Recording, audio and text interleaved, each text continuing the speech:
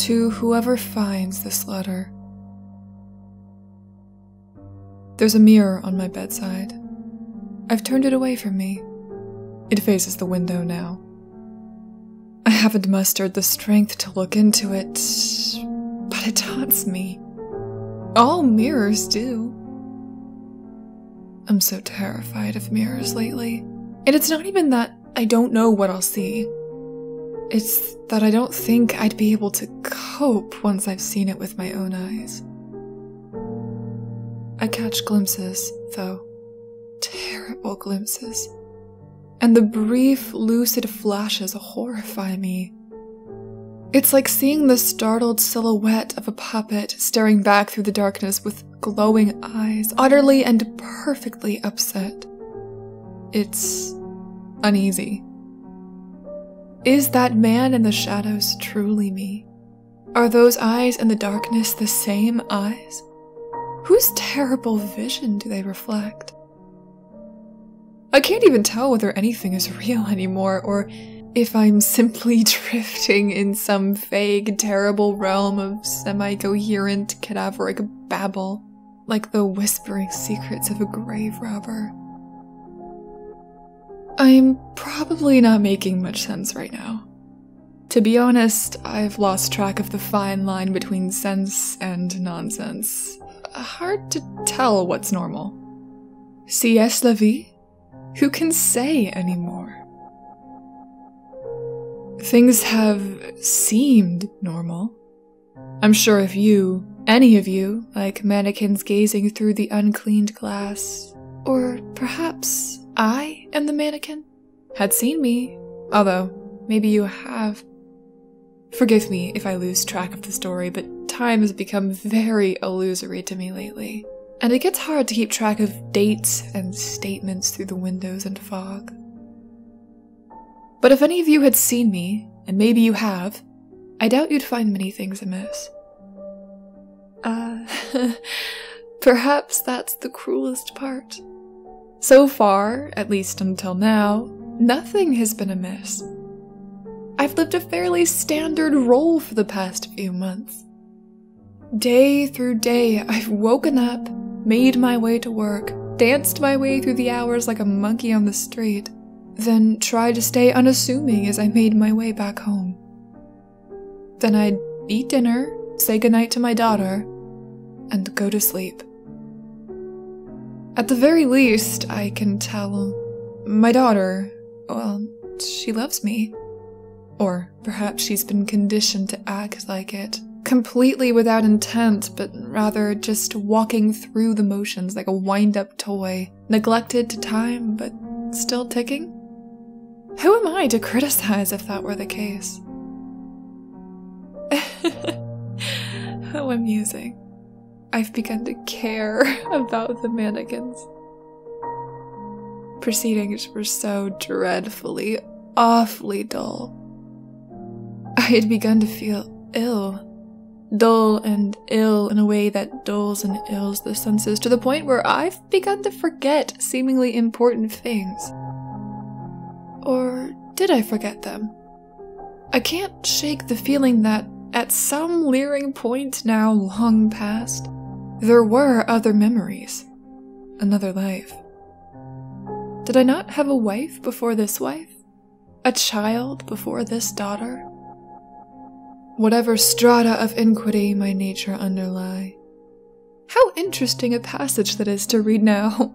I found myself in the peculiar situation of feeling more truthful on paper than when I speak, so, reader, if I'm still alive when you manage to pry this parchment from the ashes, please don't listen to me. I've betrayed myself before, and my wife has the proof. If you are my wife, I apologize. I did not mean all the things I said, positive or negative. I'm haunted by my own body. My hands, my arms, my eyes, my brain, the senseless mass of gray matter that it is, has begun to rot in this environment. That's why, for a few weeks now, I've taken to narrating my life out loud before I go to bed. My wife, bless her, seems concerned. I suppose she should be.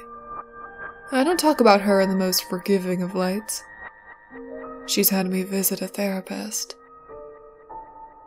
As much as I don't trust him, he's told me to start writing down these winding thoughts on paper.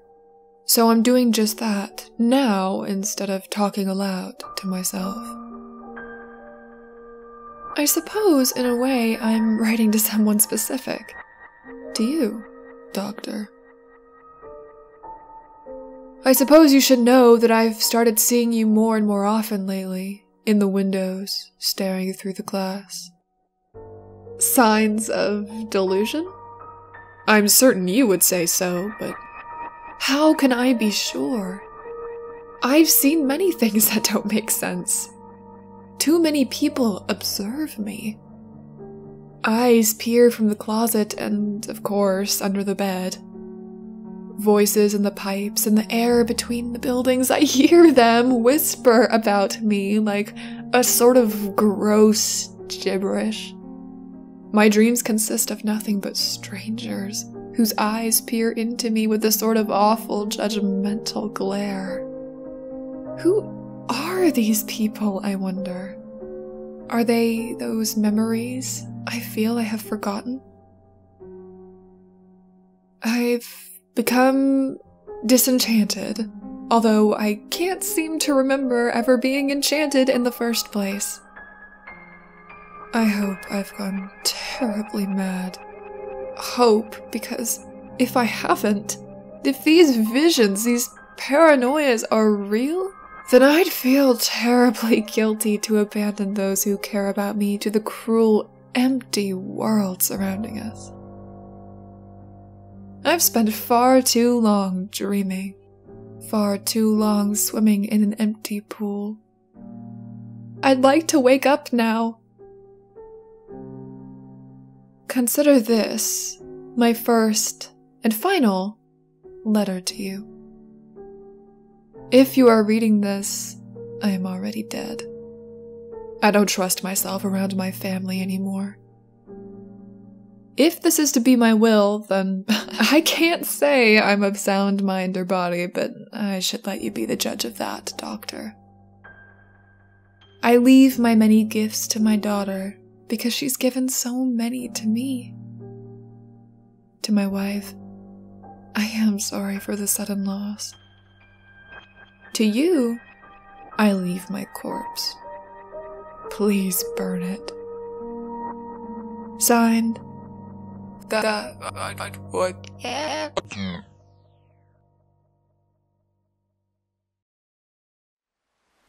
A huge thank you to all of my poltergeists. Alex Schaefer, Bobby Tripp, Calderin, Daniel O'Connell, Erica Warren, Forever, Shadow Blackhawk, JTX31, Mark Zapan, Brian Horn, Spirit Father, Stephen Swiftbird, Twisted Skipster, Alternative Night, and Michael Fawkes. Your donations and continued support are so appreciated. So, as always, thank you.